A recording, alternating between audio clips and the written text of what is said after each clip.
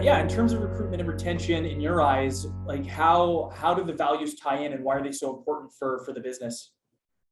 Yeah, so on the recruitment, so I think that when companies understand what their values are and they can clearly articulate it, then they don't need to necessarily put it on the wall. Like I said, right? Sometimes you do all of that and it just backfires you if you're not really living those values and embodying those values. So the way I've recommended for companies to integrate the values is that you use the language, but it's not just in your job descriptions or job postings as you're sharing the job, but it's also in the experience. So for example, if connection was one of your core values as your company, how are you connecting with the candidate from the moment that they see a job ad to the way that they're connecting when they walk in, if you have an office or maybe it's on Zoom.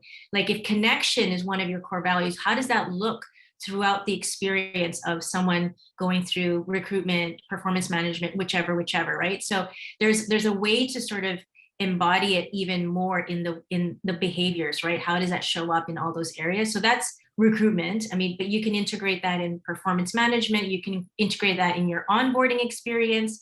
So there's so many different ways.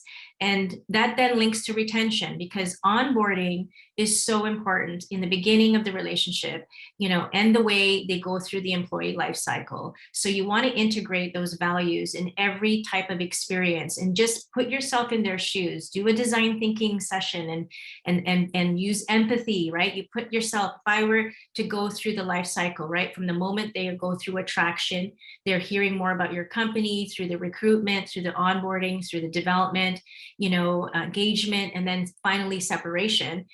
How is it that those values are experienced at a personal level for each team member, and of course the leaders, because it starts with the leaders, and how are they then leading from those places? Yeah.